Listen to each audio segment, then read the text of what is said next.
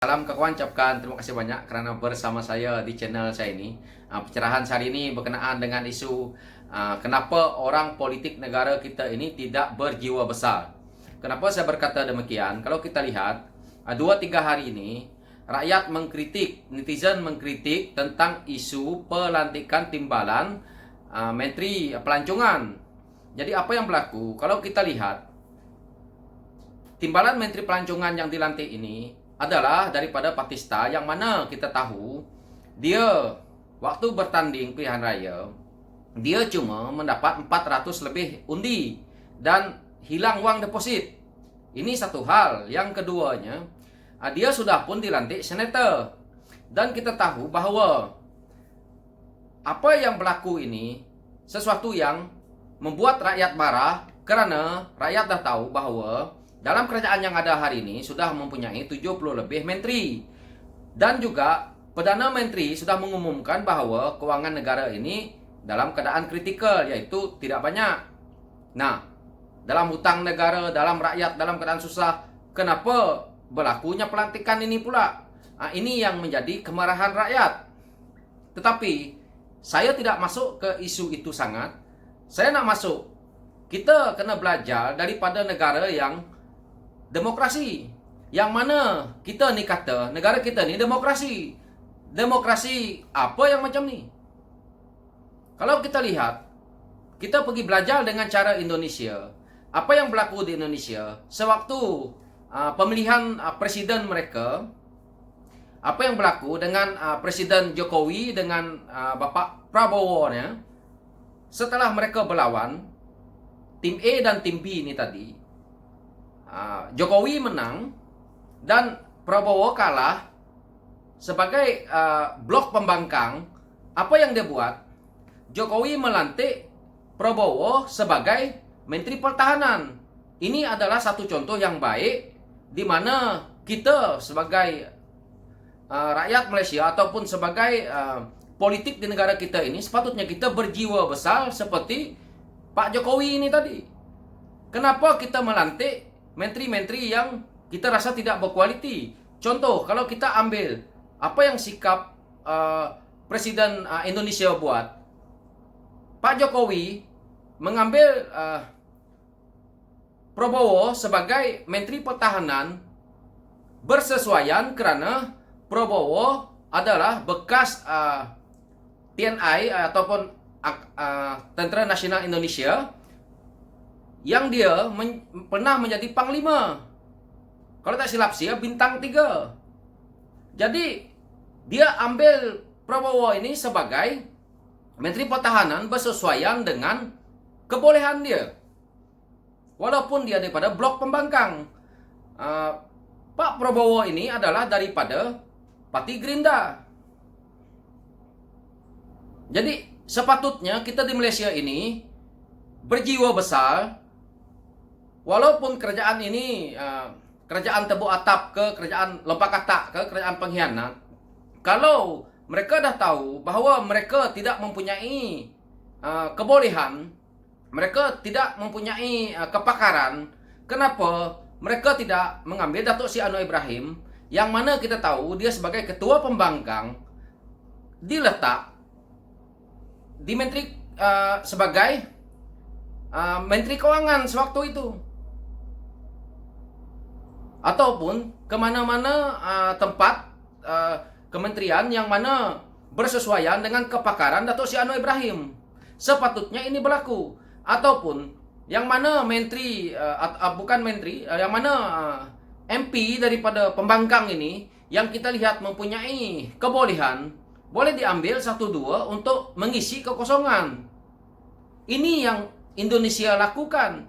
Dan kita lihat, kerana berjiwa besarnya Presiden Indonesia ini kepada rakyatnya, untuk Indonesianya, dia juga, kita lihat apa yang dia buat. Ketua Polis Negara mereka pun bukannya orang Islam, itu adalah orang Kristian. Tetapi saya bukan cerita isu perkauman, tetapi kita nak bercerita tentang begitu berjiwa rakyatnya. Dan negara dia itu adalah negara Islam. Kita tahu, Indonesia.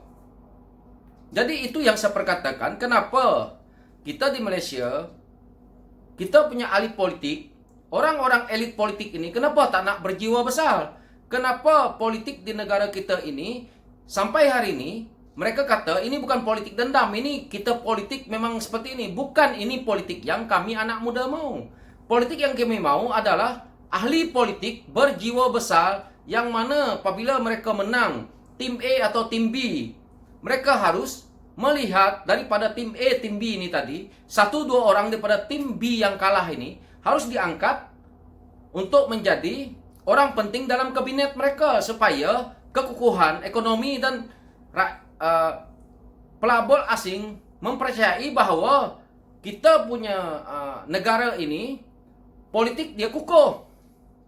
Ini adalah satu kebijakan yang mana kita lihat Indonesia buat. Dan kita lihat hari ini apa yang terjadi. Percaturan politik Indonesia itu adalah tepat. Dan kita lihat pelabur dari Malaysia lari ke sana. Kita ambil contoh di Singapura.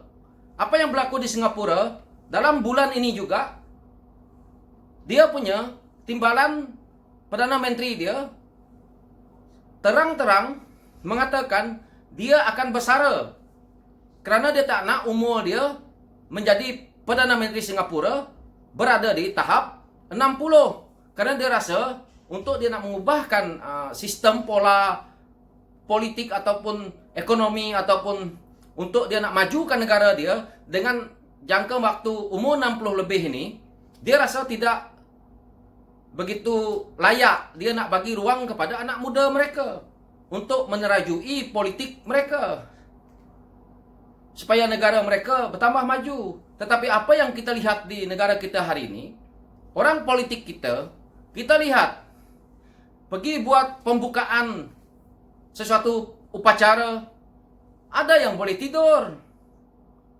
sampai dikritik negara luar. Bukan lama pun dah lah duduk di kursi empuk, kenapa boleh tidur? Kalau kita sakit, pergilah buat cek di hospital ke, di klinik ke. Itu kan menteri. Boleh ditunda ke? Rakyat paham. Tetapi kalau kamu sebagai menteri boleh tidur, apa benda ni? Dan kita lihat pelantikan yang berlaku pula ini. Ini adalah sesuatu yang kita lihat daripada dia melantik orang yang hilang wang deposit, kamu lantik mereka jadi menteri. Ini adalah yang kami rakyat lihat. Kalau macam ni, besok kita rakyat nih, kita semua bertanding. Jangan takut. Hilang uang deposit, nanti kita akan dilantik jadi senator ataupun kita akan dilantik jadi timbalan menteri. Mudah betul lah politik Malaysia ni. Ini adalah kritikan saya sebagai rakyat bahwa apa yang saya lihat ini adalah tidak betul. Tidak salah kita berjiwa besar, ambil orang daripada parti pembangkang ataupun daripada grup-grup UMNO tu yang kamu tidak suka. Kalau memang betul dia ada kualiti, jangan kita ambil yang satu grup kita ini walaupun tidak berkualiti, letak mereka jadi timbalan, letak sana, letak sini. Ini tidak bermanfaat kepada negara. Sebagai pemimpin negara kita ni, rakyat nak lihat siapapun kerajaan harus berjiwa besar untuk negara. Ini sekarang ni yang kami lihat sebagai rakyat. Ini adalah satu berjiwa kuasa, berjiwa kepentingan diri sendiri, tembolok sendiri, menggunakan apa sahaja untuk mengekalkan kuasa demi kepentingan sendiri, bukan untuk rakyat. Kami rakyat ni nak makan pasir dah. Jadi inilah hakikat yang kita rakyat terima hari ini. Dan sebagai mereka yang ada di kerajaan, dengarlah kritikan yang kami rakyat ni bangkitkan.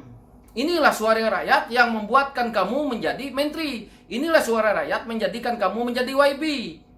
Jika kami ini, kamu tindas, sebenarnya kuasa yang kamu ada itu adalah dipinjamkan ke kamu daripada kami rakyat. Dan kamu harus membela lah rakyat nih. Dan sekian dulu pencerahan dari saya, dan saya harap kawan-kawan di luar sana paham kenapa saya agak emosi dengan perkara ini, karena orang politik kita ini tidak berjiwa besar. Oke kawan-kawan, hashtag LTL, lawan tetap lawan, lawan sampai Datuk Seri Anwar Ibrahim jadi PM kita. Oke, sekian, terima kasih.